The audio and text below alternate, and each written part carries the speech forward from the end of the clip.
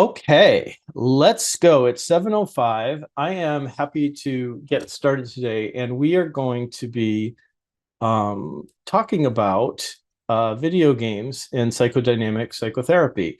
And fair warning, there are a couple of audio clips in this particular presentation, and sometimes they work when it's being broadcast as a webinar, and sometimes they don't. But what I have noticed is they do show up in the recording. So if you're really curious about the particular audio and for some reason it doesn't come through, it may be because of a copyright issue, but you can actually click on the link or listen to it in the recording, and you'll be able to hear what people say. For the most part, it's just going to be me talking though. And we are going to right here's my contact info, so you're welcome to take a look at that as well. I'm happy to answer questions, and the @MikeLICSW is my, I'm not going to call it X. I refuse to call it X. That's my Twitter. You're welcome to follow me on Twitter. So without further ado, let's talk a little bit about video games and psychodynamic psychotherapy. And I want to start by actually saying how nice this was that you all showed up.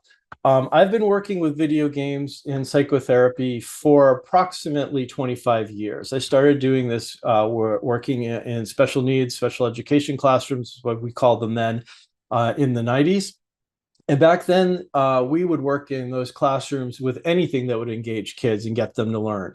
But meanwhile, in the rest of the world, the only time I ever heard psychotherapists talking about video games was in terms of criticizing them, condemning them, asking how many hours they were being used, really pathologizing. I've spent about a good 20 years now trying to cultivate an interest and curiosity with colleagues about this. And so I was so excited when we got 35 people that are actually interested in learning about the theoretical and practical applications of video games and psychodynamic psychotherapy. I'm really glad you are all here, and I'm glad you're interested. I can guarantee you there will be some technical snafus, and I also want to give you my standard vertigo warning. So Prezi, when you do a transition, it will go very quickly. A lot of you have been sitting with patients, making eye contact all day. I really want to encourage you to feel free to not watch the screen all the time if you don't want to. You can close your eyes, listen. You're going to get the whole Prezi. You're going to get all of this information.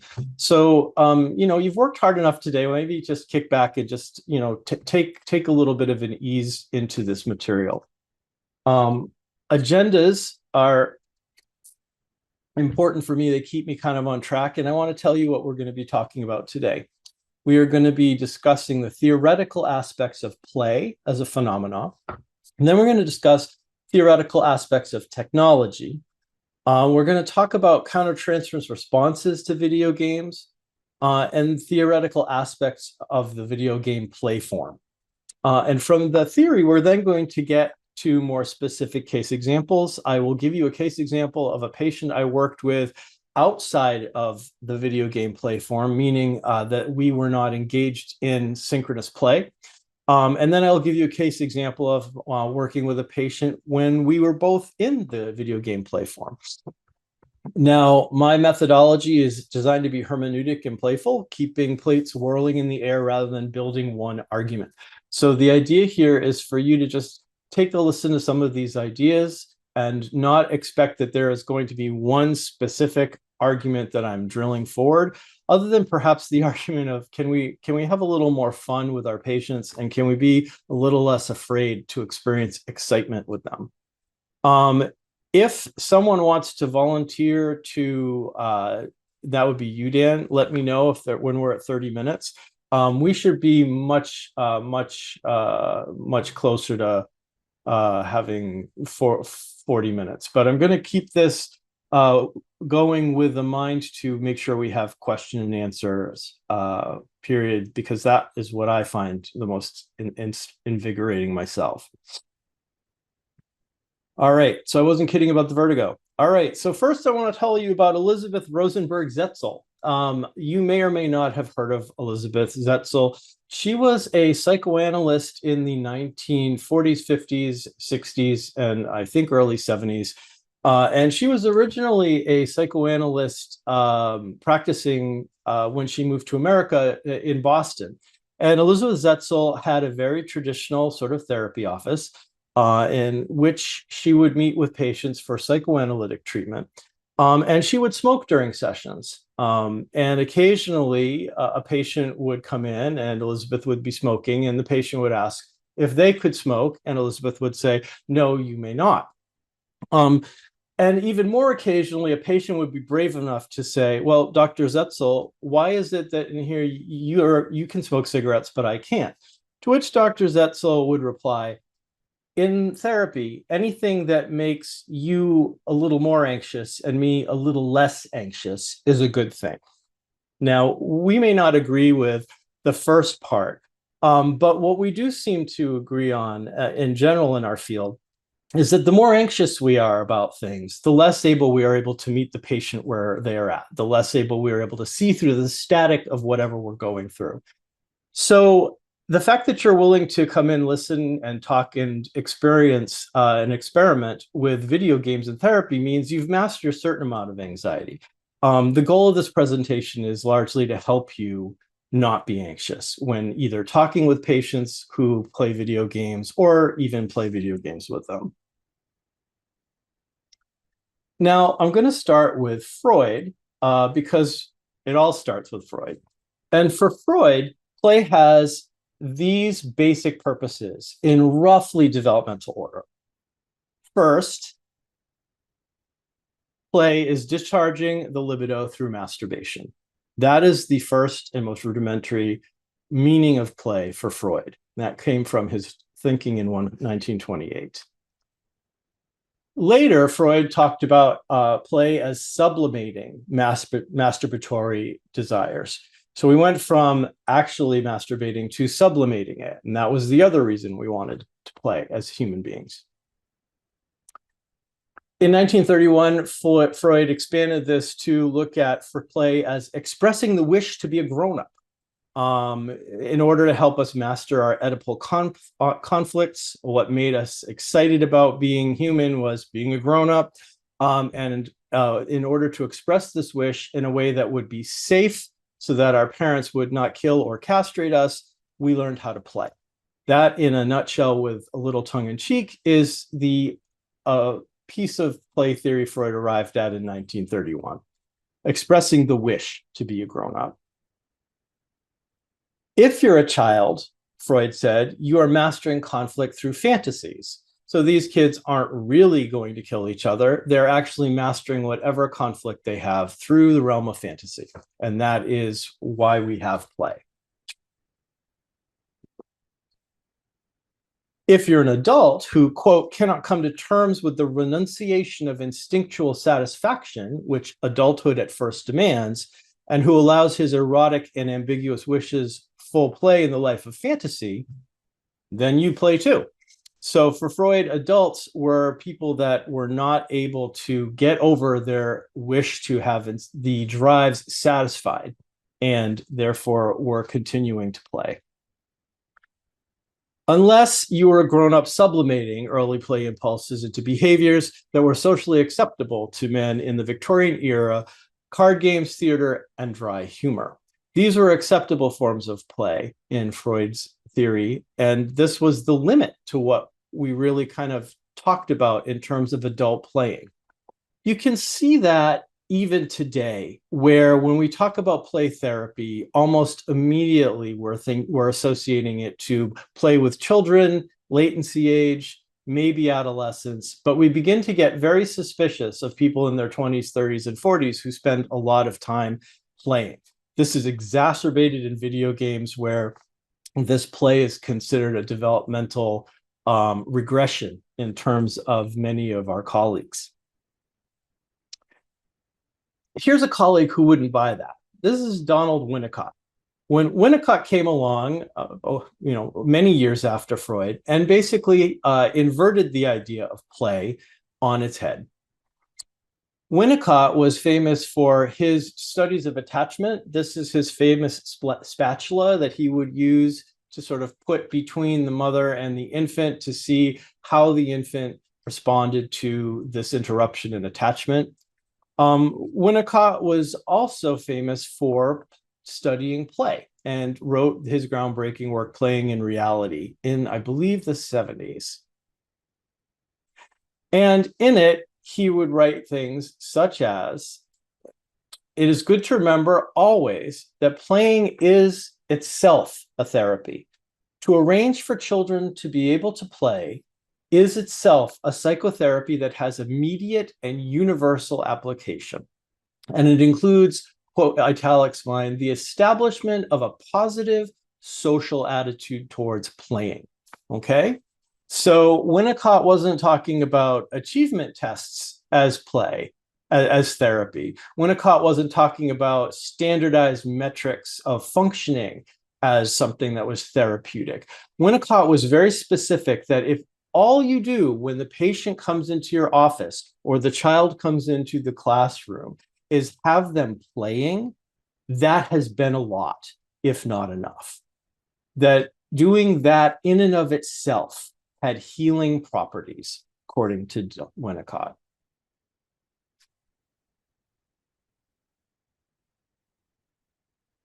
Oops, sorry. Close your eyes. I'm going to speed through. We had a moment of webinar fail.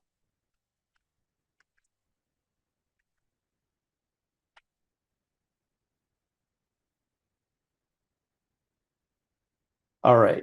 So Winnicott further went on to say, I want to draw attention away from the sequence psychoanalysis, psychotherapy, play material, playing, and to set this up again the other way around. In other words, it is play that is the universal, and that belongs to health. Playing facilitates growth and therefore health. Playing leads into group relationships. Playing can be a form of communication in psychotherapy. And lastly, psychoanalysis has been developed as a highly specialized form of playing in service of communication with oneself and others. So Winnicott was really clear that he was doing a Copernican revolution and that he was saying it's not a question of whether play is useful and as part of psychotherapy. Psychotherapy is actually a part of play. That psychotherapy is, in fact, the most rarefied piece here and what we would call a play form.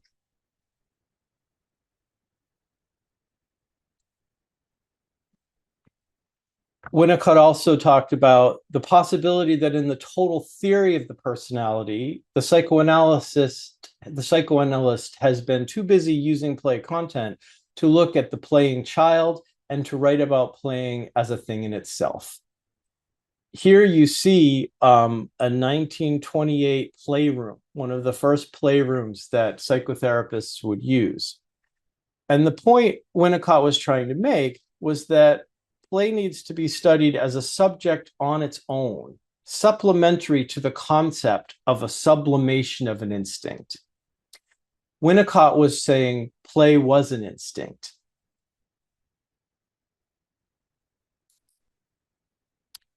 So let's talk about the 5 rules of play. And these come from another thinker, a philosopher named Johannes Huizinga, who wrote in 1955 the book Homo Ludens, Man the Player. And Huizinga determined that there were 5 rules of play that you could find in any form of play. The first was play is free, is in fact freedom. If someone holds a gun to your head and says, you're going to play Monopoly with me, you're not playing. You need to have a sense of freedom in order to truly be engaged in play.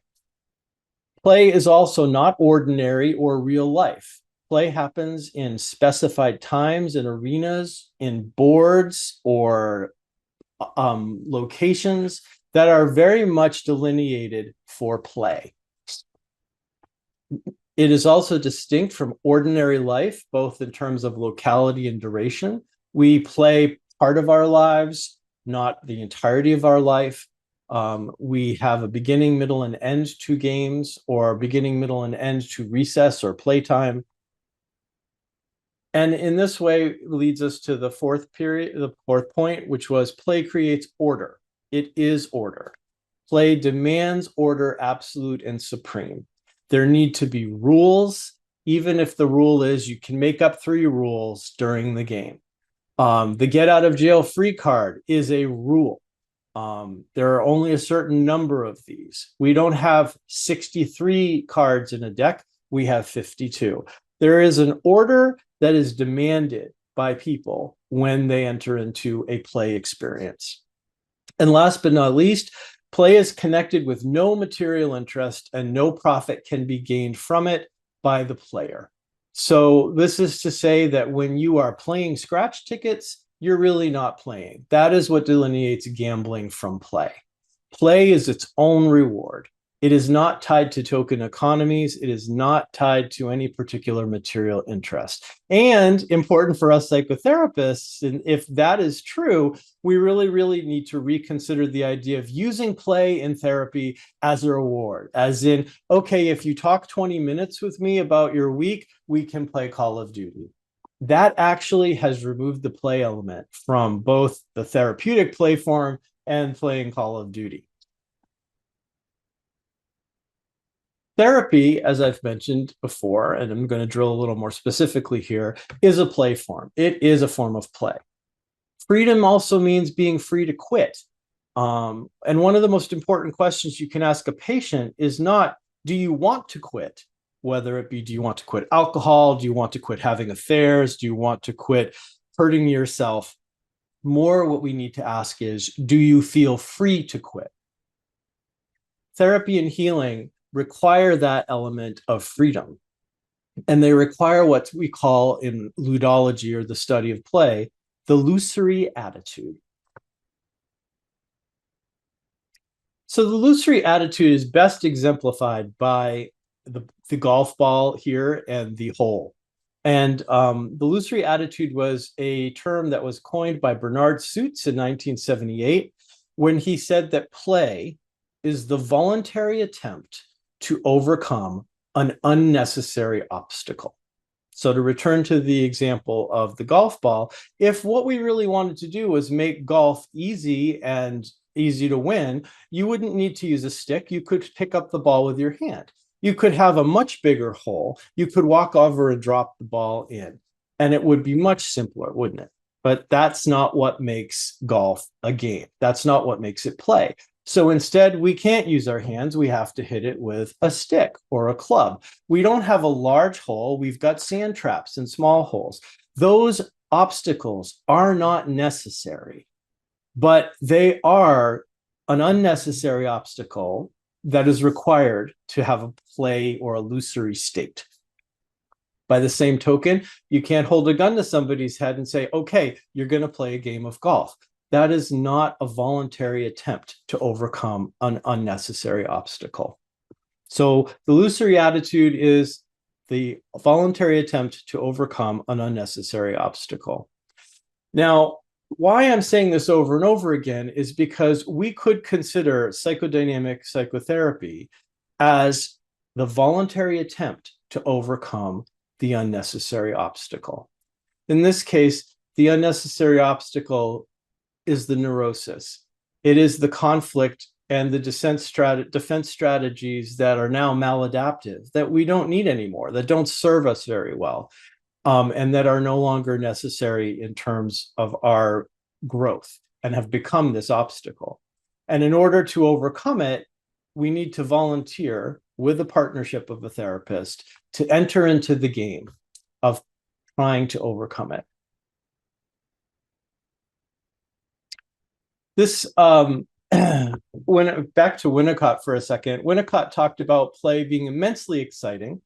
It is exciting not primarily because the instincts are involved, be it understood.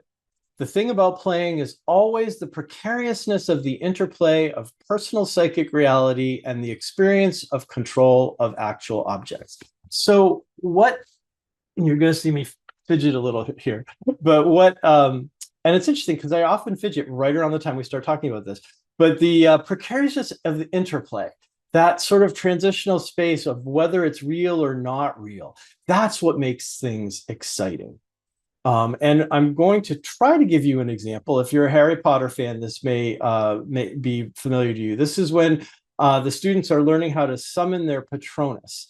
And I think this actually embodies really well this creation of transitional space and the excitement of the thing that is both real and not real, internal and not internal. And then we even have the destruction of that sense of play by the arrival of an authority figure at the end of the clip.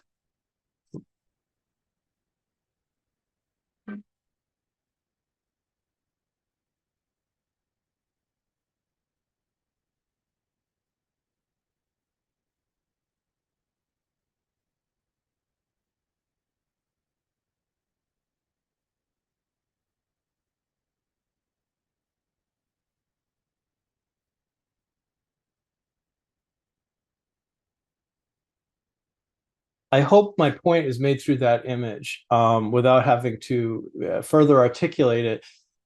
I do think that the Patronus, and if you're a fan of the Philip Pullman books with the daimon, are really great examples of transitional objects and transitional states, and that excitement that comes from being purely engaged in play, not being sure where you begin and the other ends, and not being sure of whether it's inside or outside.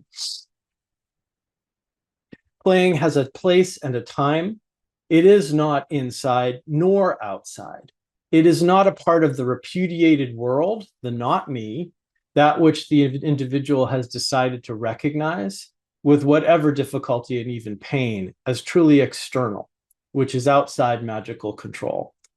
So the example that you see here from Stranger Things are the kids playing Dungeons and Dragons. Looking at those facial expressions, you can see that they have not repudiated fantasy, that this is affect that is enriching this space. This is the same nervous system that is the nervous system of homework. This is the same nervous system of dreams. We have one nervous system. And what makes play so spectacular is it taps into that nervous system in a way that doesn't get experienced as totally inside or totally outside, totally me or totally not me. And that's what allows for fantasy. The content, Winnicott goes on to say, does not matter. What matters is the near withdrawal state, akin to the concentration of older children and adults. The playing child inhabits an area that cannot easily be left, nor can it easily admit intrusions. Now, I want you to think about that in terms of all of those parents that have come in and complained to you about how their kid won't stop playing video games. Okay.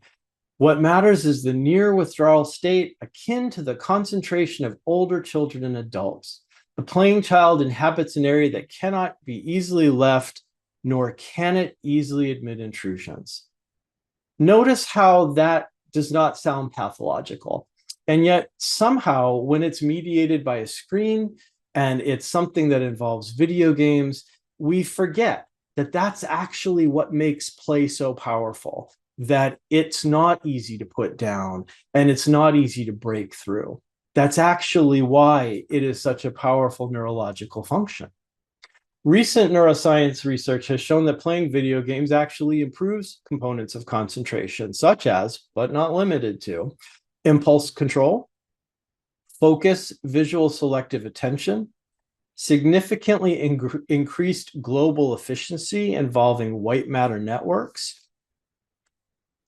And I think there are some more, although they may not be on the next slide. Nope. There will be more that I can talk about in the Q&A. But the point is, play is supposed to be engrossing, right? Winnicott talks about interpretation outside the ripeness of material being indoctrination. Okay, interpretation outside of the ripeness of material is indoctrination and produces compliance. Compliance is not considered a good thing by Winnicott. And so when people come to us and are engaged or want to engage in playing, and what we do is interpret it and interpret it as a problem, that actually takes us further away from the energy and excitement and understanding of the patient. A corollary Winnicott talks about is that resistance arises out of interpretation given outside the area of the overlap of the patient and analysts playing together. So that sort of interpretation divides us. That sort of interpretation breaks down that magic circle of play. This image comes from the Smith School for Social Work alumni archives, by the way, and is an early example of a picture of a play therapy session. Now, I ask you, does this look like these folks are meeting this child where she's at? Does this look like it's a mutually exciting and engaging session? In other words, we need to stop colonizing the player's psyche with our interpretations. We need to stop looking at and focus more on being with, whether it be a child or an adolescent or emerging adult. Mike, we're at the 30-minute mark. Okay. Wow, how did that? Wait, we're at 8:30. We were at 7 to 8:30. Yeah. We're at the hour mark. Okay. Uh, But thank you for scaring the heck out of me. You're welcome. All right. So moving on from colonizing the player's psyche, Winnicott again says playing implies trust and belongs to the potential space between what was at first baby figure and mother figure. Now, if you think back to your own experience with your baby or mother-child dyads that you consider having healthy attachment, the mother figure doesn't just sort of stare at the baby as if they're some sort of object to be scrutinized or interpreted. They engage in creating and co-creating a transitional space. This is an example of what you see Winnicott doing. Now, compare that image to the image that you just saw of the two young social workers staring at that kid who was, if not dissociating, engaging in that play by themselves. Winnicott and this kid are both in this together. They're in together a series of games, and this picture is actually a picture of Winnicott's game that he was famous for, which was the squiggle game, which was Winnicott or the child would take a squiggle, and then whoever was the other person that was playing the game would create the image around the squiggle. It was a lovely projective, but it was actually a projective that made use of that transitional phenomena, that transitional space, and was a mutual creation. Psychotherapy takes place in the overlap of two areas of playing. And this is where Winnicott gets even more radical, that of the patient and that of the therapist. Psychotherapy has to do with two people playing together. The corollary of this is that where playing is not possible, then the work done by the therapist is directed towards bringing the patient from a state of not being able to play into a state of being able to play. Okay. Now, to my candidates and my early career clinicians, try to put that in the medical health record, right? Try to actually capture that what you and the patient are doing together is play and creating some sort of fantastic transitional space. Our medical model is not geared towards that particular language. We kind of deal with the language of decreasing symptoms, increasing productivity, increasing functionality. We're back to that image of the two social workers staring at that kid.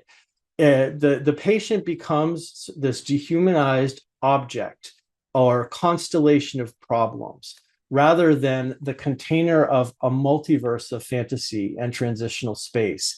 And the patient is not alone in this. The therapist is asked to check their subjectivity and their fantasy at the door.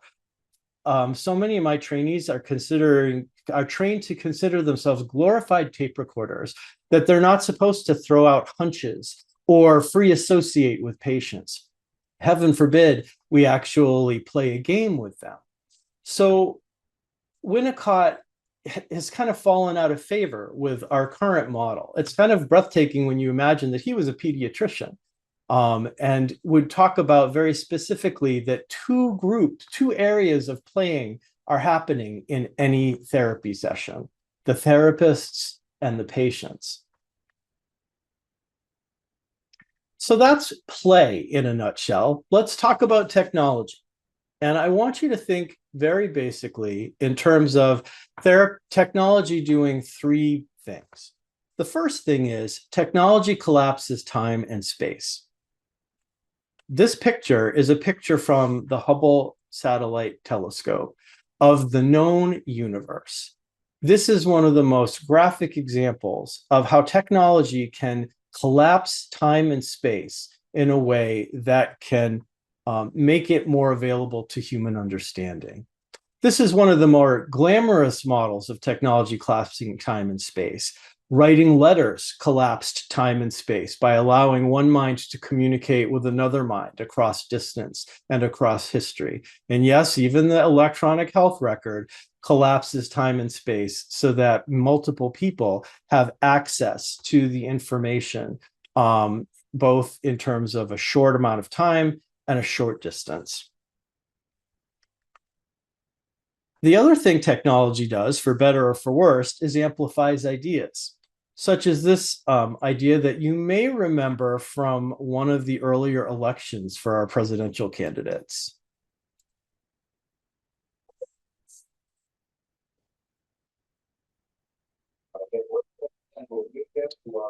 Amazon government believe that they're victims, who believe the government has a responsibility to care for them, who believe they're entitled to health care, to food, and health, to get entitled and get and the president I mean, the president starts off with 48, 49, 40, he starts off with a huge number.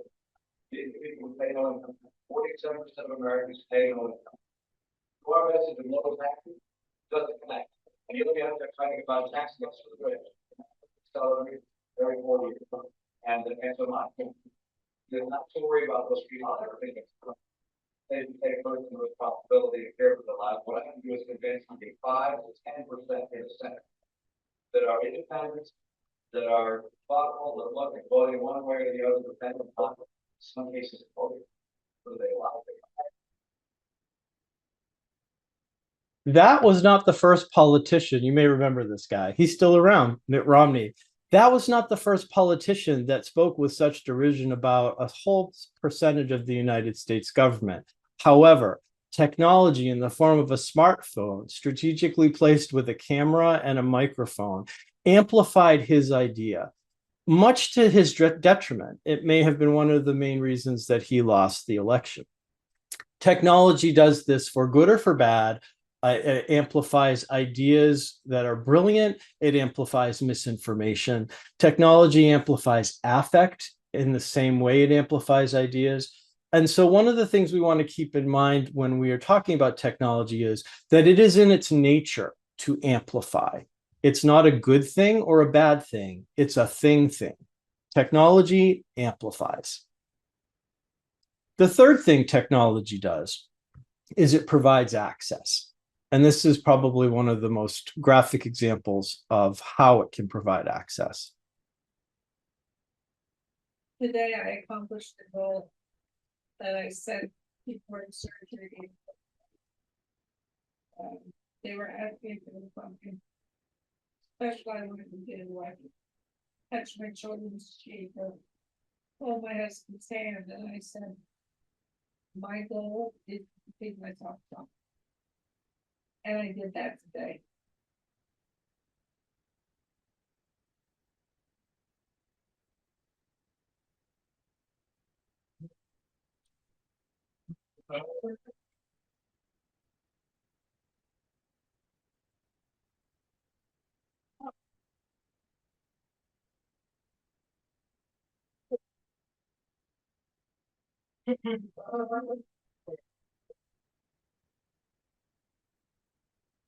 I never get tired of seeing the look of satisfaction on her face. My goal is to eat chocolate, and I did that today. Technology provides access in ways that we couldn't necessarily get access before, whether it allows people increased mobility, whether it allows people increased ability to vote, when unfettered by other systems such as pernicious capitalism. Technology is designed to provide more access to the people that have the least access. So collapsing time and space, amplifying ideas, and providing access are inherent and part of what technology is. And technology begins with play.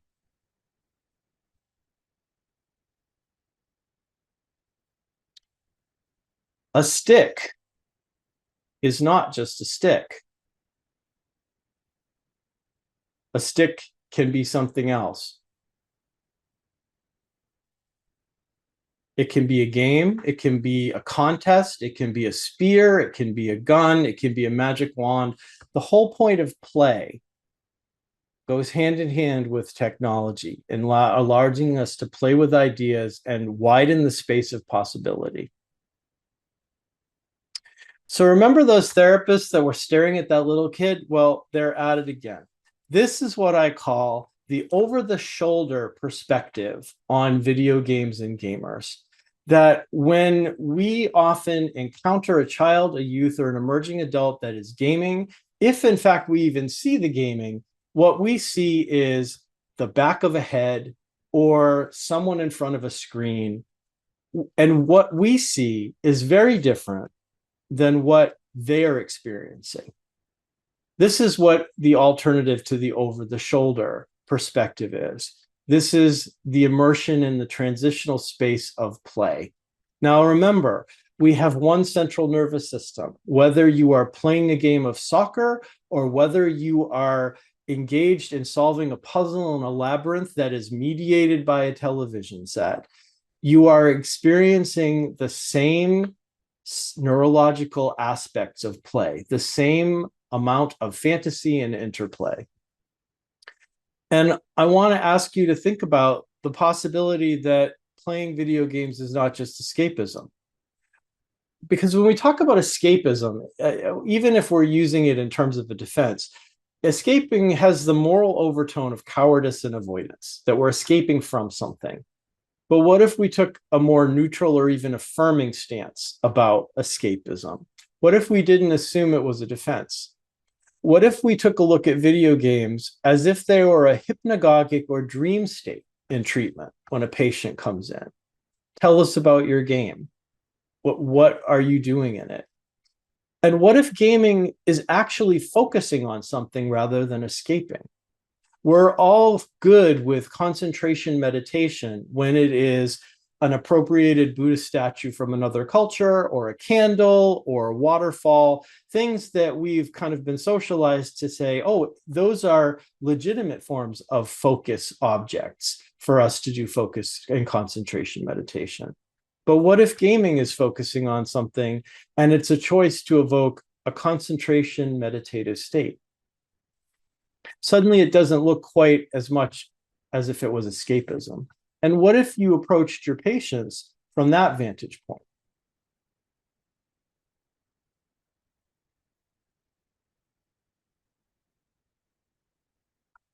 The other component of video games, and it is a component that is involved in other forms of play, but we're going to use the graphics of video games to explain it, is the concept of the uncanny.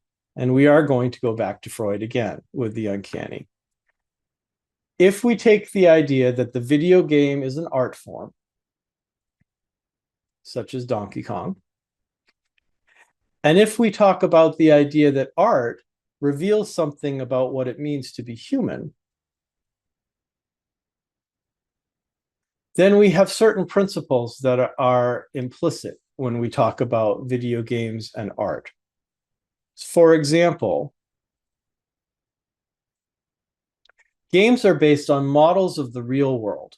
A game may be regarded as a dynamic model, of reality in which the model provides a representation of reality at a particular period of time or is fictional. So what do I mean by that? If you take a look at Donkey Kong is modeled on a gorilla. We know what Donkey Kong is because we know what a gorilla is. We know that this is what a barrel is, and so we know that this is a barrel. If video games had no meaningful referent to the world we live in, they would be unable to provide any sense of escape or entertainment. And why I'm telling you this is so often we have this moral panic that video games are going to evoke a psychotic state, that they are things that people that are predisposed to psychosis gravitate to, when in fact, anybody that's ever played a game can tell you they know it's a game. They know, because in order for it to be meaningful, it has to be connected enough as a referent to the world so that they can have a sense of escape from it. They need to resemble our experience without being seen as identical to it. So a hammer needs to look like a hammer when Mario picks it up, but we need to know it's not a real hammer. It's that transitional state again. Is it real? Is it not real? Is it inside? Is it outside? Is it a gorilla or is it Donkey Kong? Video games allow us to experience our being thrown into a new world where things take on a life of their own, like the little fire creatures here. Flame comes to life in video games. We're always just visiting strangers in a strange land. But within the game world, magic and mana are also real, and our decisions and actions can quickly and permanently change the world. Anybody that's ever played Minecraft and used TNT knows that this is true. Once you blow that dynamite up, the world is changed. Which brings us again to the concept of the uncanny. The uncanny, it's repetitive. And the uncanny is what makes the world suddenly seem both stranger and more meaningful, embodied with mystery and a sense of familiarity. We're both not at home in the world, but there's something about it that seems familiar to us. For Freud, the uncanny translated literally into the unhomely or unhomelike. It is both alien and a revelation or an exposure. Freud once said, unheimlich is the name for everything which ought to have remained secret and hidden, but has come to light. And so play, as uncanny, reveals systems of oppression, and they in turn get mobilized against the player. Stick with our Minecraft metaphor. In the uncanny world, the apparent death and the reanimation of the dead are fairly commonplace. Multiple lives in games, dying and having to go back to get your loot wherever your body was. This is part of a tradition and myth and folklore that dates back for as long as I think we've had myth and tradition. This sense of death and reanimation and repetition. And the uncanny is characterized by the prompt fulfillment of wishes with secret injurious powers. This is an example of a witch in Minecraft. Anything can happen in the uncanny world, it seems. It just doesn't make sense at first.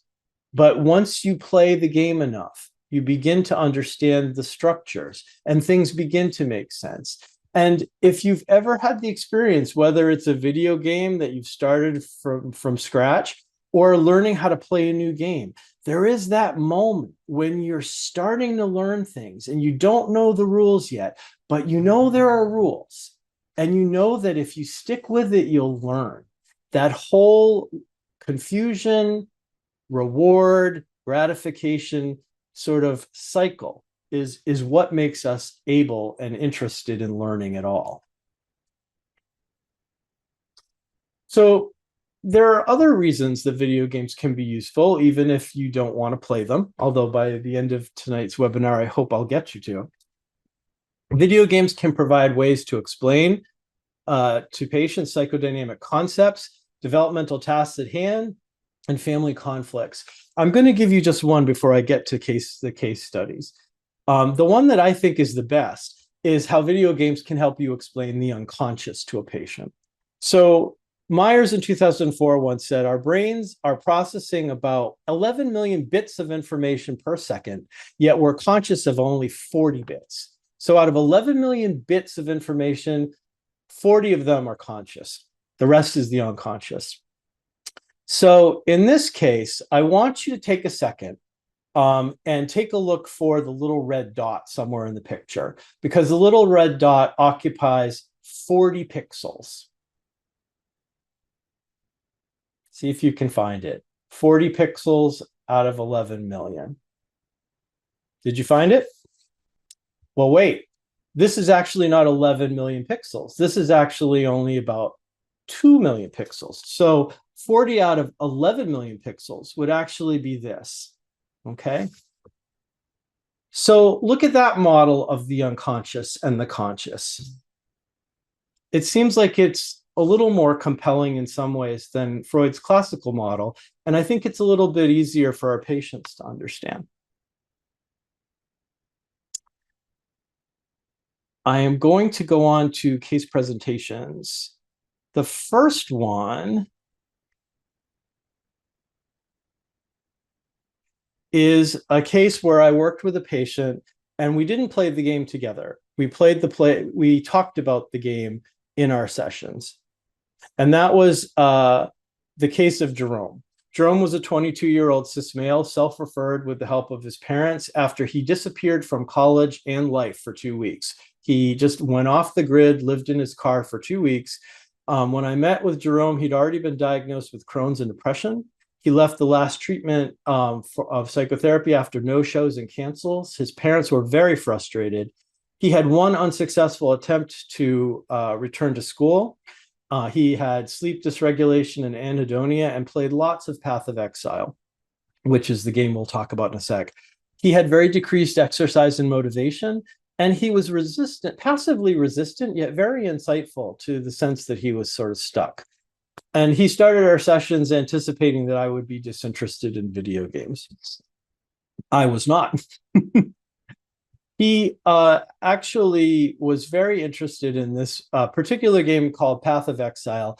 And Path of Exile has this interesting unnecessary obstacle, which is you have these magical items and they have gem slots. And if the gem slots are linked, then each of the powers is enhanced by the next power. What happens is you generally have 1, 2, maybe 4 of the sockets that are linked. But Onigoroshi, this particular sword, was extremely valuable because all 6 of its sockets were linked.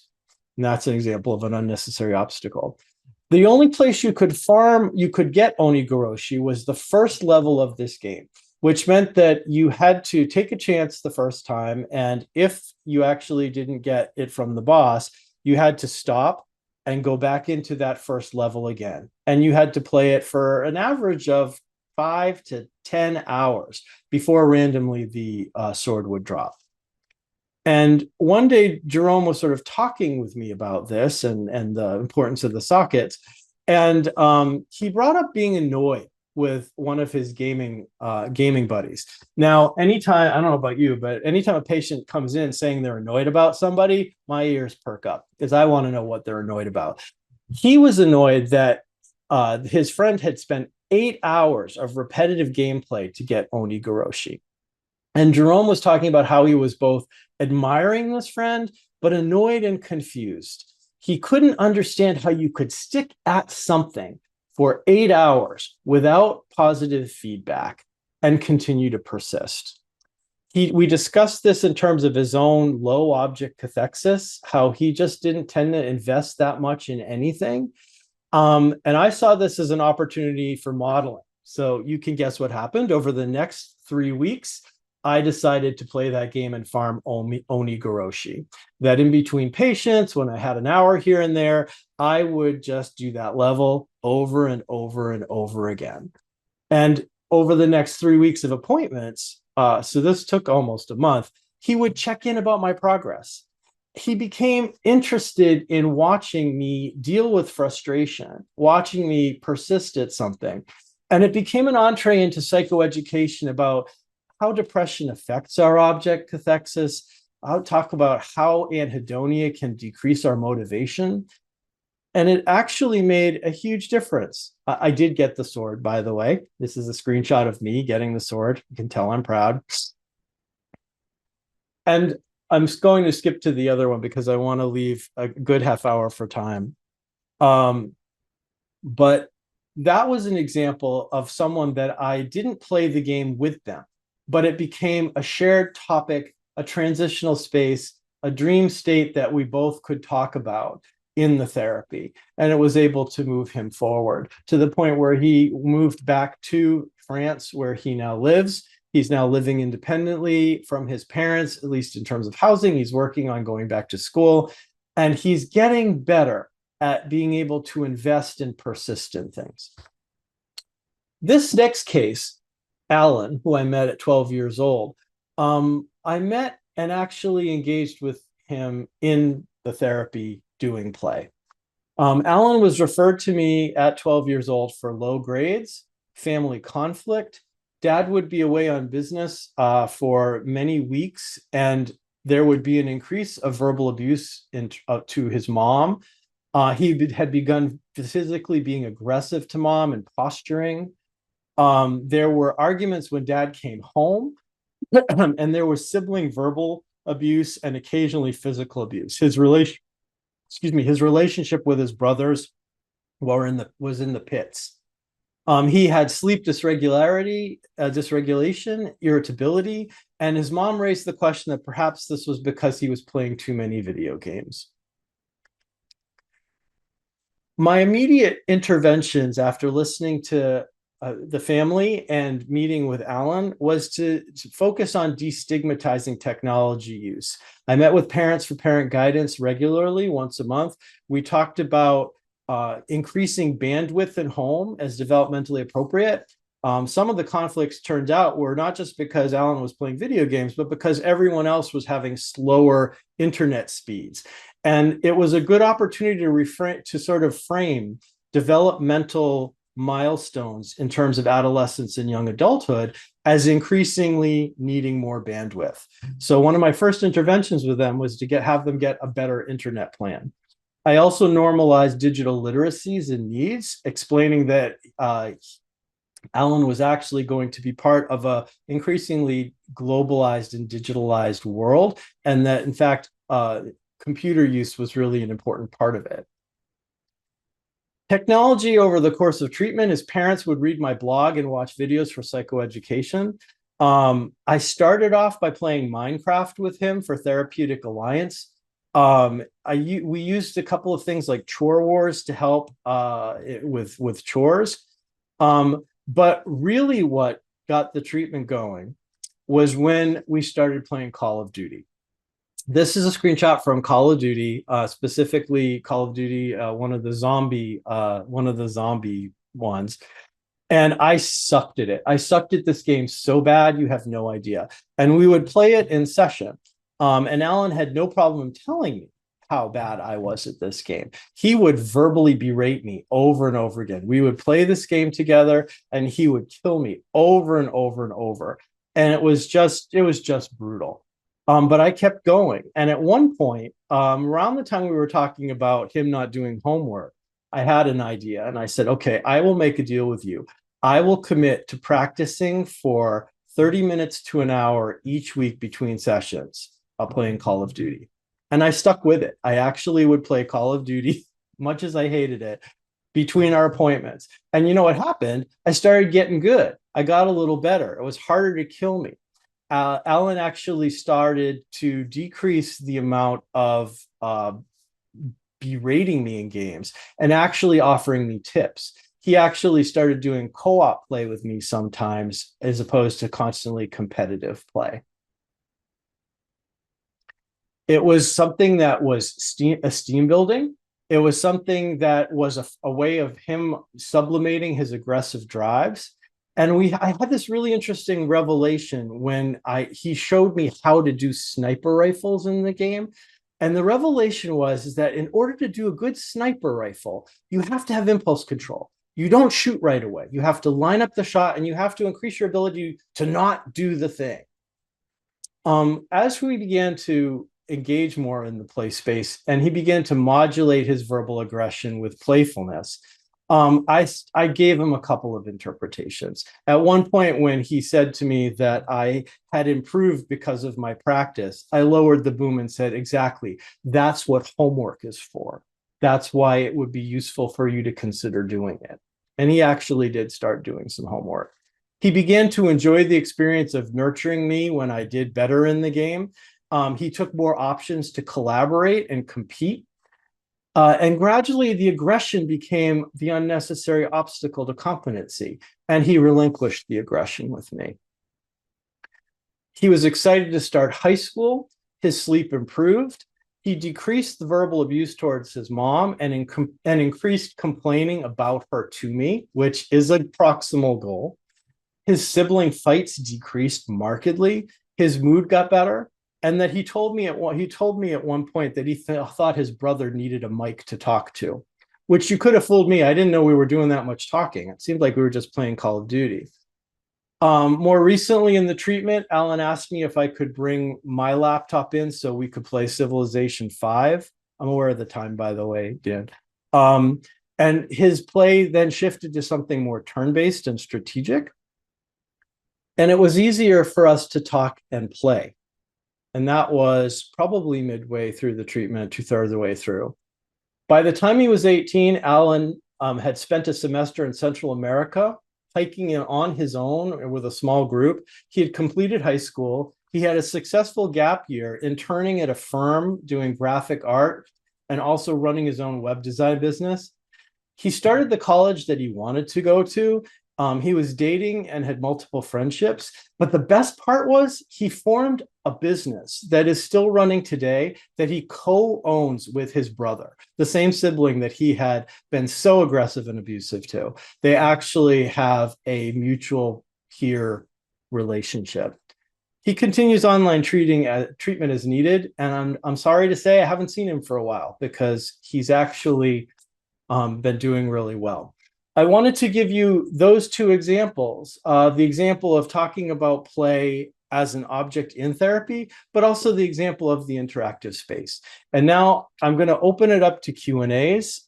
Feel free to start typing them and you asking me questions about clinical practice. You're very welcome to ask those. And I'm going to ask you one thing.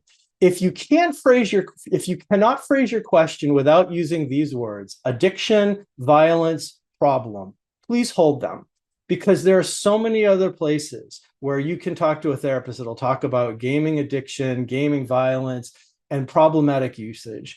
I'm actually much more interested and much more able to talk with you from a salutogenic perspective. So if those are the questions you have, I'm willing to try to answer them, but I don't imagine you will find them very satisfying when I do. All right, let us go to questions. All right. When you are not familiar, Lily, when you are not familiar with the game and that the client is interested in, what do you usually do? Too many new games nowadays. It feels unsustainable if we need to play a new game between sessions for each client. Also, how to get parents to buy in for us to play games with the client in sessions. Okay, so the first part is the easier one. I only have so many patients that I can see. And I see my patients every week. So my caseload is generally about 25 to 30, very stable, so that I'm not playing more than a couple of new games every time. Now, I have a few patients. I have one guy that I see that's on the autistic spectrum who wants to play a new game every time. And our deal has evolved that he will teach me the game in the session if he wants me to play it. So he understands that there's a built-in tutorial. Now, the thing in your favor, Lily, is that all of these games have what's known as a tutorial section. So at some points, you can sort of flip this on the patient and say, hey, you are the tutorial section. I will learn how to play this game, but it will be during our time and you will be tutoring me. Or we can pick a game that we both already know or enjoy to play. My patient has no problem teaching me how to play a new game, and it's actually very empowering. He feels so incompetent and being talked to in the rest of his life that to teach me how to do something and do it well, he finds very satisfying. In terms of getting parents to buy in for us, I actually start with that. I have videos out. If you look at my website and if you have look at any information about me, you know that I'm not the guy that you want to come to where, you know, you come in and say, my son plays 7 hours of video games. I want him to stop. In that sort of session, I'll say, I'm not going to be able to be helpful for you. I don't believe in forcing children to stop playing. It's just not what I do. I had a parent recently that sent me an email with a whole litany of all the things they wanted me to do with their child. And I said, I'm really not your fit. I'm not a good fit for you. The important thing here to remember is sort of, and it's easier if you're in private practice, but we don't have to say yes to everybody. And if you're in an agency, you know, you certainly can talk with them, with the parents about the neurological benefits. One of the arguments I usually make is, hey, if part of what you're saying is this child is struggling to transition in and out of games, then it would really be useful for me to play with him so we can practice in vivo how to wind up a session, how to wind up a game, how to set up some sort of constraints like that. I hope that was a good start. Okay, Bailey, research or language suggestions for parents who believe a child is faking ADHD because they're able to focus on video games, not schoolwork. Oh gosh, God, there's so much, Bailey. So really, ADHD in some ways is on the end of a continuum. We all tend to focus more on things we're interested in because we get a much better feedback loop and a much more of a dopamine hit and more of a reward when we're enjoying learning about the thing we're learning. I spent several hours last night playing a new game called Palworld. I actually was, and the way I was referred to this was a friend of mine came running up to me at the store earlier that day and said, you have to try this game. And I said, okay, fine, I'll try the game. At midnight, I texted him on Facebook Messenger saying, I hate you, because I was so enjoying the game and what happened next and unlocking the next thing that it kept me wanting to learn more about the game. So one of the things I try to do with parents is I kind of talk with them about maybe how they're in a triangulation with school. Fact is, education is done really, really poorly in our particular United States society. It's basically training kids to be little capitalist widgets, stamp out any sort of spiritual or creativity in their lives. And parents get triangulated with the kid on this. I actually talk about with parents, how can we get the school to do things that are more interesting? Maybe if classwork was more interesting and more fun and enjoyable, it might actually be a little easier for the kid to engage. And meanwhile, on the kids' end, I talk about how do we generalize some of the things you enjoy in game situations in terms of education. Again, go back to Donkey Kong.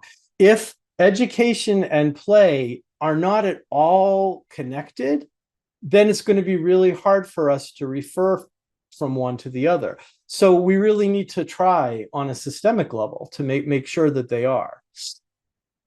Chris, as someone who has grinded for set bonuses and rare mounts in WOM, the Jerome case really hit home. Any thoughts on indie games about mental illness that utilize ludonarrative consonants as a healing mechanism for transforming the player? Where the gameplay itself explicates the themes of the work. There seems to be a real emancipatory potential in actually embodying the subjectivity of a character on their trauma processing journey. Thinking about Celeste, the game about anxiety, incredibly anxiety producing, but dying repeatedly as part of the process of overcoming. Lisa the Painful, I'm not familiar with that game. So, indie games, I'm not somebody that plays as many of them as I could. I think The Binding of Isaac may have some interesting connections in terms of anxiety, perhaps some Oedipal conflict, and some repetition. I do think that I'm a big fan of Soulsborne games like Dark Souls and Elden Ring, where that sort of failure and grinding is actually part of the world. There's a whole bunch of different ways, and you might want to shoot me an email. There's one other game that one of the major characters in the game has psychotic process and does have hallucinations. And coming to some sort of relationship with that as they progress through the game is important. The only thing I would say, and that this is not at all a swipe at indie games, I think indie games include this. What I'm very much opposed to is the idea of let's create a video game made by therapists for people. I always think using video games created by video game developers will have the material you need because it's made by humans for humans, but there's also a large critical mass and a large amount of resources that go into the design of the game and making it interesting. I don't think you're not going to see me creating a video game anytime soon because there are too many really good ones out there.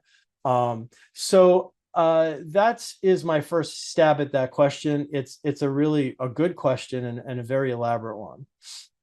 Martin, what would you say about the effect of incorporating real life while being in the middle of gaming? That is fantasy, such as when you mention homework with your client during Call of Duty. Does this diminish the experience of play in gaming or not? It does. Now, I want to be fair, Matson. I didn't talk about homework while we were playing Call of Duty. That was actually when we were having some talk. Now, Alan's an interesting case because Alan is a case that now has been probably 11 years in the past.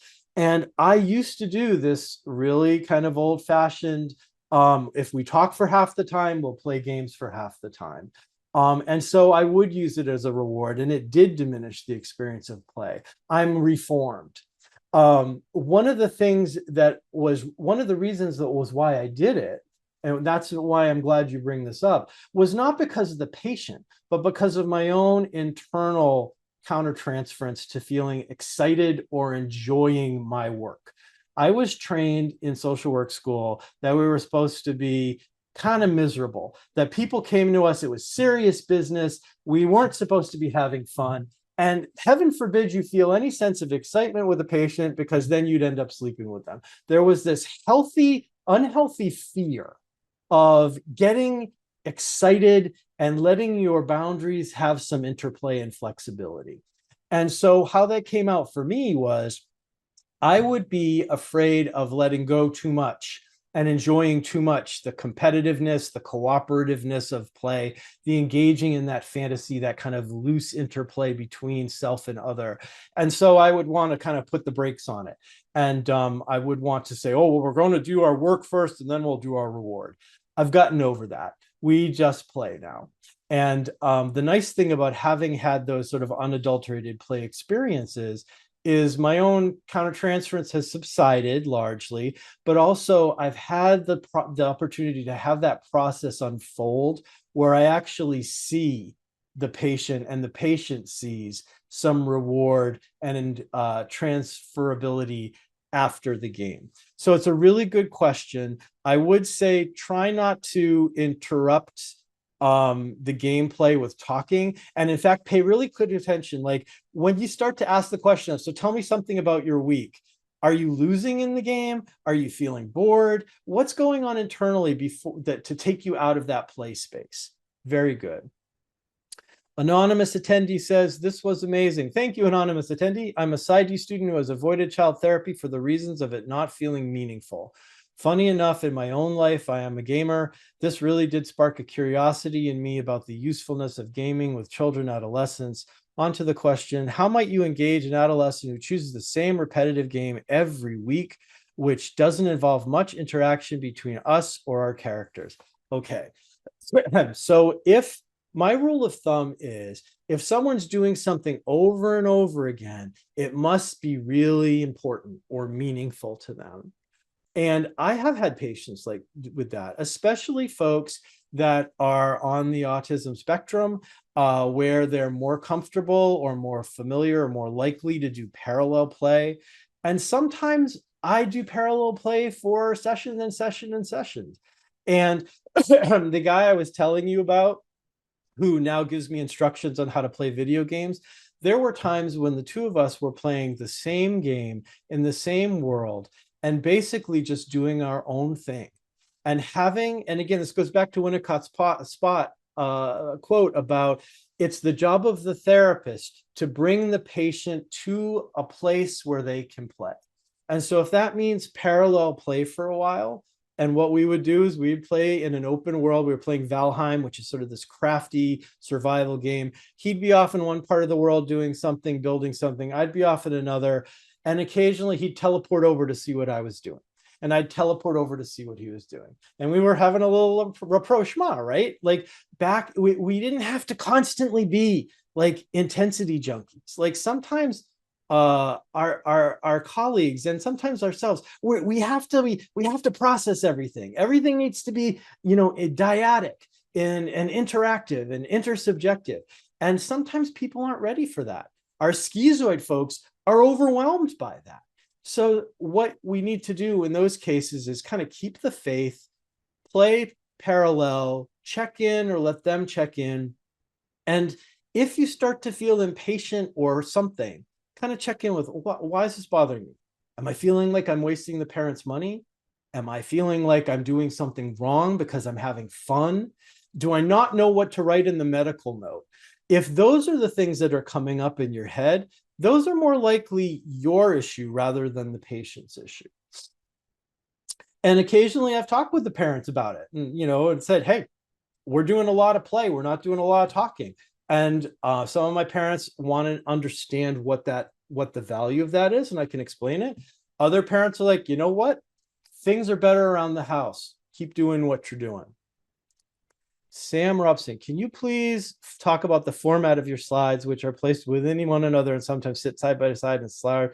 What motivated you to do this, and what messages are you making? I was using Prezi, and I think the main message I was using was, I am so sick of PowerPoint. And it also was easier for me to create the Prezi in the way I would think. So for example, we're gonna scroll really out. I liked the idea of being able to take a larger image that I could embody in the larger image lots of smaller images. And I found that this was a better way to evoke a play or sort of a uncanny state in people. So that in a nutshell. And it's Prezi, Prezi.com. All right, Heather McGibbon. My client only lives in her games and online. Most of her friendships are based on gameplay. I know some of the games, but is it okay for me to simply explore the game world by letting her explain it to me? I feel like I should be working to encourage her to live more. All right, Heather, let's turn it let's turn it on its head. Why is it that only your client has to go to where you are? Why can't you experience the sense of being thrown and uncomfortable and not sure of yourself in the game world? Our patients love it when we experience some sense of social incompetence, some sense of unfamiliarity. And I would argue with you that in therapy, we're always going to uncanny worlds, and always, if we really let ourselves, kind of dance with incompetence. So what I would say is that leaning into her world and going in there and showing yourself not only interested, but clumsy, actually models for her that it's okay to kind of flop around in trying to understand the world. So I would say, I would say try playing her game with her. I would say if it feels awkward, what's it feel like for you as a therapist to feel awkward with a patient? I would share it. I share with my patients sometimes, like with the Call of Duty hit, I'd be like, God, sometimes I feel like so frustrated. Sometimes I feel like I'm failing all the time. And he was like, yep. And I said, I bet that's how you feel in school a lot of the time, isn't it? And he said, absolutely. That was during one of our talking moments when we weren't playing. It's really, really important that our patients not have this sort of object relation split where all the competence and ability is in the therapist and all the incompetence and unfamiliarity is in the patient. We need to be able to tolerate being failures in a game. Hope that answered that one. Florence Lowe, how do we answer the question on reduced concentration with so much screen time with gaming? You know, here's the problem. Those studies, if you're kind of referring to any particular studies, it's really hard to nail down what everyone means by concentration. Usually when adults are talking about adolescents or kids' concentration, what they mean is their ability to concentrate on the things I want them to do, on the things I think they should do. And also sometimes parents expressing narcissistic injury because a smartphone is more interesting and informative and compelling for the child than they are. And so one of the things that I really try to do is I try to apply the idea of decolonizing children's psyches here, that we are all about liberation. We are all about not bringing our cultural presumptions to other cultures. We're in this wonderful moment of sea change where we're really trying very hard to learn how we're kind of communicating that sort of settler attitude towards multiple groups of people. I want us to include children. We need to stop colonizing children's minds, okay? We are not necessarily the best arbiters of what one should concentrate on. And in fact, fun fact for you, distractibility is an evolutionary adaptation. If you are crossing a street and you couldn't get distracted by the car horn of an oncoming car, you would be dead. That actual ability to not focus on our walking and get distracted is actually a survival skill. So I always take the idea of concentration with a grain of salt, because it's usually tied to very achievement-oriented, productivity-oriented sort of goals. And the times that I feel most happy and fulfilled in my life are not when I'm sort of focusing on how achievement-oriented and focused and concentrated I am. So that's one idea. Do I foresee a time in the near future where we will extend the therapeutic play to literal virtual sessions? Yes. For example, the Oculus Meta virtual headset, as well as the anticipated Apple Vision Pro, will accelerate implementation of virtual sessions where we may sit in a virtual space. Seems your position allows for more literal and virtual plays. Yes, and you're welcome. So yes, in fact, some of my colleagues are already doing it. I have a Quest myself. I've done a couple of sessions with virtual reality. Here's my two problems with it. One is we're not quite ready yet. That it's not quite, there's not quite the sophistication to be able to integrate Zoom and HIPAA compliant platforms like Zoom for communication with games. But my bigger problem with virtual reality is the price point. Play therapy should be available across all socioeconomic stratas. I would really like to see us focus more on making sure everyone has access to good bandwidth and good internet and good resources like smartphones and energy so that they can be kept charged on a global scale before we further get one segment of the population even more privileged. So that's sort of my political view about it. I do think it's really useful and it has a lot of promise. I don't think it's quite there yet. What I think will make it get there is some of you in the audience I hope are going to be reading and researching and publishing and working in virtual reality and in artificial intelligence. Yes, I said it. I hope you guys are going to be doing some of that, because the more our colleagues get exposed to it, the more likely we are to use it. So to that end, I actually am hoping that the next couple of webinars, we're going to have variations on that. I'm hoping we're going to do a webinar where I do nuts and bolts demonstrating how to start a Zoom session and play a game so that you can see some live action game and interaction to set up a virtual play therapy office. I'm hoping to do one on AI in the coming year. And I'm also hoping to do one where we focus on couples and emerging technology and how it affects couple relationships and sexuality. So the more that people are talking about and taking risks with this stuff, the more likely it is that that is going to become more prevalent in therapy. So Lily, thanks. Also, what are your favorite questions about games to ask your clients to get to their subconscious? For example, if someone likes MOBA games, what info would you gather? Okay, so I don't ask them too much. So I try not to ask them too much because I don't want them to kind of get taken out of the play space too much. But like, what class do you play? So do you like magic users? Are you a tank? If it's League of Legends, what's your favorite character?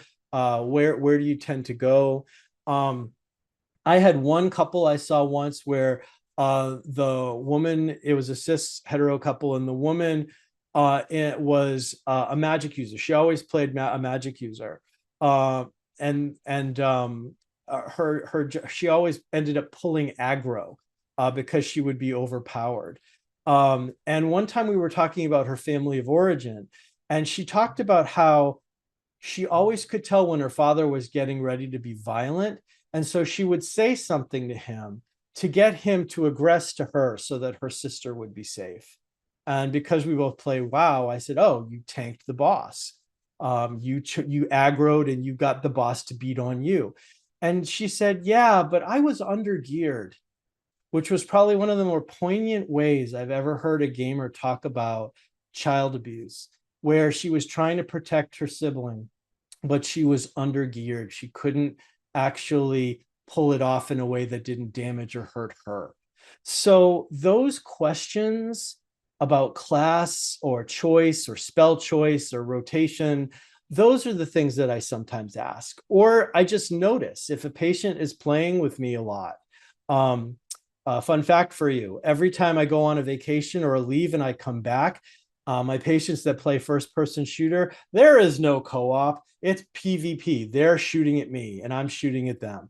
After they've managed to get rid of some of that anger that I was gone, we return to collaborative play. Senua's Sacrifice, thank you so much. Is that the new one that just came out, or is that because there's one that just came out and then there was the original one? But Senua's Sacrifice was the game I was referring to. Hi, Mike. I'm coming to your session from a nearly 30-year game development background and would love to follow up with you after the session. I'm exploring how to build games from the ground up so that can address therapists' needs. Thanks, Gaurav. So, Gaurav, I think I may have answered your question. Just keep doing really good game design. Don't try to make it therapy, because if it's therapy, then it's not fun. It's not play. Just trust that making good games will hit the right audience. Madeline Andrews, do you use traditional child-centered play therapy techniques like tracking or reflecting of content? I do. Okay, so Madeline, true confession, I was a Virginia Axline guy. I read Play Therapy, Dibs in Search of Self. I am all about non-directional and reflective. And it is possible to do that in games. I know the image people generally have of video games is much as like first-person shooter or competitive, but a lot of times, especially in Minecraft and sandbox games like that, it is very easy to be non-directive. So in Minecraft, for example, I will do a lot of non-directive play. Excuse me. And if you've done play therapy, you can maybe relate to this in the real world rather than the virtual. I'll have patients come to my Minecraft server and just start TNTing everything, like destroying everything. And that's like trashing the play therapy room, right? And there's that element of that, and then maybe a little repair, or maybe I have to do something later to clean up. But yes, I definitely do tracking. I definitely do reflection of content, and very much I can do some of the Ericksonian sort of stuff.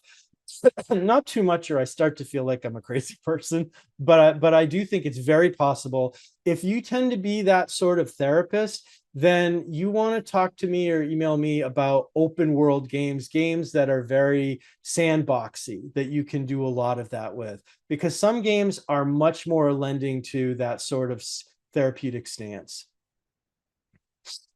If parents are Bailey writes, if parents are open to it, have you ever suggested they consider engaging in video gaming with their kids? Absolutely. There's actually research that shows that dads that game with their daughters, the daughters report lower episodes of depression. So there's already begun to be some research that shows that. Now, is it playing the game, or is it the kind of father-daughter bonding? I don't know. But my point earlier to Heather is also to parents, which is, you are so often seen as competent and in charge and the authority. Can you try to engage in a playful way where they experience you failing at something, where their neurology is more adept and you're more clumsy, or that you have a healthy place you can compete? So I often ask parents to play. And if parents say, oh no, I'm not doing that, I poke at that resistance. And I've had some parents that have actually, tried it, and it's kind of not their favorite thing, but they also find it very rewarding. And they stick with it a little bit. So I think if we're kind of talk about with kids about persistence and sticking to things, then parents need to kind of put their money where their mouth is and try playing a little Minecraft and stick with it and show persistence themselves. Matten writes, what would you say are important ethical considerations for therapists who like to engage and play with their patients, especially online video games? So I guess one ethical consideration that I always do, and I did it today, is the idea of consent and the idea of kind of using moments to educate about digital literacy. So I was starting with a new patient today, and rather than just say, hey, what's your Steam account? Because we were both going to be playing Baldur's Gate together, which is going to be a fascinating therapy, by the way, for those of you who are D&D Baldur's Gate freaks. I'm about to start a Baldur's Gate therapy. But before we kind of friended each other on Steam, I said, do you want to think about or do you want to give me permission to connect with you over Steam, given that I will then know how many games you play, what the types of games are that you play, and how many hours you spend playing, and you'll know that about me. So it was a moment where I thought informed consent was important, and that it was important that the kiddo understand that digital privacy and their own being a digital citizen was at play here. I do have talks with patients about boundaries where I won't answer pings or hails or shares when I'm not in session with them. They know how to get in touch with me in the kind of appropriate channels. And the biggest place I probably run into this is not with patients that I've had a patient relationship with, but I also stream on Twitch. And I do a stream which focuses on talking about video games and mental health. And at the start of every Twitch stream, I remember to tell people not to give their personal health information, because Twitch is not therapy. So for me, the ethical consideration is remembering kind of the sort of virtual office and boundary that I need to carry with me as I move through all of these digital spaces. And I think that's probably one of the most important ethical considerations. And absolutely, if you want to play video games with kids or adolescents, you want their parents to sign what I designed with the help of some counsel, which is a limited HIPAA waiver. Okay, because you don't want to just have kids playing video games thinking that all of that is protected by HIPAA. So I will always be using Zoom because I have the HIPAA compliant version. We never talk in the game. We make sure voice chat is off. And the kids and the adolescents and the adults know that I'm protecting their privacy, and that there is ethical considerations about them playing the game, that they are giving up a certain amount of privacy if they are playing the game with me. Now, it's in some ways it's very similar. I mean, STEAM sort of is similar to if you do therapy with a kiddo in high school and you walk outside in the high school and other people may see you walking with the kiddo. The kiddo may get asked, who's this person you're talking to? So you always want to prep when the office isn't the traditional office. You always want to kind of help the patient have some sort of informed consent. And you also don't want to make promises you can't keep. I tell parents that I really believe there's a lot of benefit to video games, such that I think it's worth their considering whether they want to waive HIPAA around our playing on Steam together. But I also let them know that it's not obligatory and that there is a privacy concern because I don't have control over that technology. That was a long answer for the scary HIPAA question. All right. Anonymous attendee, you hit the nail on the head in your recent answer. I think that there's a pressure to perform for the parents. And I wonder what I will tell them at the end of treatment. How would you make sense of, describe to parents the work that was done? You know what? I don't. I tend to tell parents, look, here's the deal. The further your kid gets into adolescence, the more your role is that you are a glorified ATM on wheels. The only thing they want from you is transportation and finances. And it's frustrating.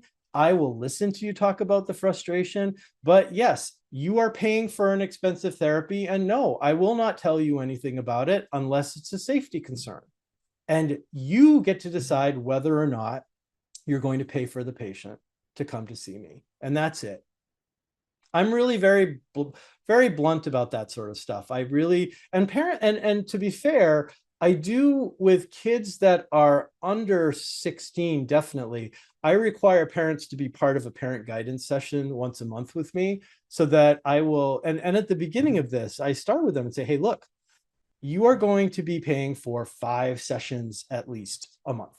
4 for them, and you and I are going to meet together, the 2 of you or 3 of you or however many parents you are. You really need to decide whether it's worth it to take that risk, whether you want to take that risk. And I totally understand if you don't. And here's what we can talk about in our appointments, and know that any email you send me, your kid will have access to. Don't write anything in an email to me that you don't want them to know. Again, these are all ethical considerations and educating parents and kids about digital literacy. I can't tell you, this is a little bit of a tangent, I can't tell you how many parents say they're really concerned about their kids sharing too much on Facebook, and yet they will disclose their children's health diagnosis or educational status to their Facebook friends without even asking the kid. Parents are huge offenders of the double standard. So I often find that when I work with kids and parents, everybody gets a crash course in boundaries and nobody's completely happy. But the adolescent tends to be a little more happy. Thanks so much for this presentation. I was in a session at the beginning of the training. Is it possible I can get a recording? Yes, I am going to make a recording and I'll be sending out the link to everyone on the email list. If you don't have it by next week, please say, hey. Thank you very much for the mind opening talk. We're at time. I've gone over, so people probably have left. You're very welcome. I will be, as I said, sending you a recording. Thank you very much for this inaugural webinar and attending it. I really am glad you're here. Feel free to pass it along to colleagues. I'll be offering this one and some other ones in the next few months. All right, that's it for now. Thanks, Dan, for helping me, and have a good night, everybody.